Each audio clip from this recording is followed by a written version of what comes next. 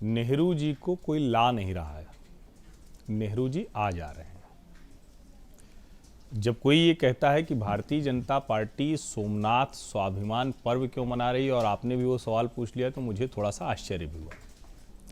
भारत में राम मंदिर से अधिक, क्योंकि राम मंदिर तोड़ दिया गया, बाबर के सेनापति वीर बाकी ने वहां एक मस्जिद बना दी, इसलिए हमें वो चोट करता रहा। सोमनाथ पर 18, 19 या 20 बार, इतनी बार आक्रमण हुआ। ये इसको समझना पड़ेगा जरा। जब हम कहते हैं कि भारत सोने की चिड़िया था, समृद्धि का केंद्र था, तो उसके केंद्र में क्या था? उसके केंद्र में हमारे मंदिर थे, और वही मंदिर की व्यवस्था भारत को वैभव पर ले जाती थी। नेहरू जी उस मंदिर वाली व्यवस्था के विरुद्ध थे। आज भी आप इस देश में किसी से पूछेंगे तो जो अपने को सेकुलर कहेगा वो कहेगा नहीं नहीं, मंदिर की बात मत करो भाई, निजी आस्था का विषय है, घर में हम राम जी को प्रणाम कर लेंगे। अरे नहीं बनता तो क्या हुआ? और अब तो राम मंदिर बन गया, नहीं तो इसी देश में ढेर सारे ये सो कॉल्ड सेकुलर लोग कहते थे कि अरे विश्वविद्यालय क्यों नहीं बना देते, अरे एक तो इतना आगे कुछ लोग चले गए थे कि वहां सुलभ शौचालय क्यों नहीं बना देते। अब सोचिए, फिर भी हिंदू कुछ नहीं करता है, हिंदू शांत रहता है। हिंदू स्वाभिमान क्या भारतवर्ष में सचमुच टेकन फॉर ग्रांटेड ही रहेगा? और आज भी जब उसी हिंदू स्वाभिमान की वजह से नरेंद्र मोदी की सरकार तीसरी बार आई है, फिर भी वो उसकी बात नहीं करेंगे। नंबर 1। अब दूसरी महत्वपूर्ण बात, नेहरू जी ने जो चिट्ठियां लिखी है ना, मेरे पास एक एक चिट्ठी है, अगर आप कहेंगे तो चूंकि बहुत समय लगेगा तो उसको नहीं पढ़ रहा हूं।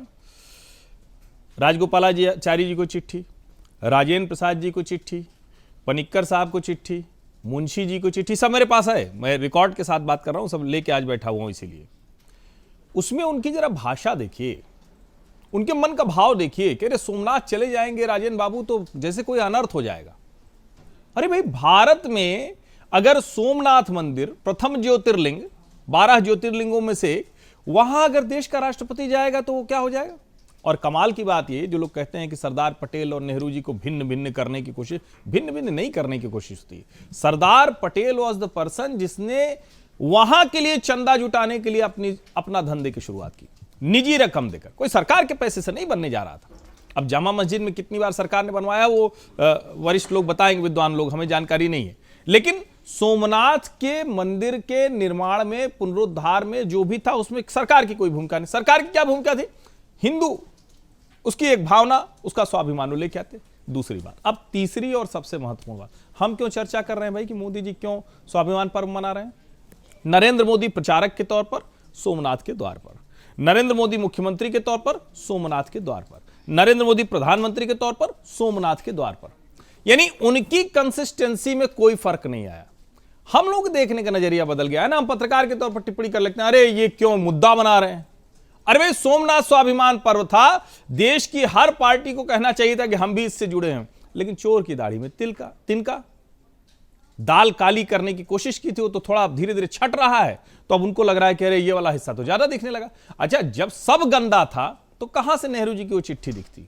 जब देश फ्रॉड सेकुलरिज्म में फंसा था, जब छठी काई, जब सब कुछ ठीक होने लगा, तो अब दिख रहा है नेहरू जी की चिट्ठी भी उतर आके ऊपर आ रही। इतनी सी बात है, और मुझे लगता है इसमें कोई दिक्कत नहीं। और मैं फिर कह रहा हूं, राम जी के मंदिर के लिए हम लड़ाई लड़े इसलिए हमें ध्यान में है, लेकिन सोमनाथ सबको ध्यान में रहना चाहिए। विदेशी मुगल आक्रमणकर्ताओं ने गजनी बार बार वहां आया, और मैं फिर कह रहा हूं कि ये कोई भाजपा का आज करें, अटल जी का वो भाषण सुनिए, लगा दीजिएगा बीच में वो अटल जी का, जो उन्होंने कहा था कि मैं गया गजनी, मैंने पूछा, मैंने कहा गजनी कौन है, कही यहां भी लोग नहीं जानते, और हमारे देश में वो लुटेरा छोटा सा 2 कौड़ी का आदमी एक छोटे से गांव। मुझे लगता है भारत को उन संदर्भों में जानना चाहिए, और सोमनाथ स्वाभिमान पर्व उसी की अभिव्यक्ति है। अगर आप ये वीडियो YouTube पर देख रहे हैं तो हमारे चैनल को सब्सक्राइब कर बेल आइकन दबाएं, और Facebook पर देख रहे हैं तो हमारे पेज को लाइक करें।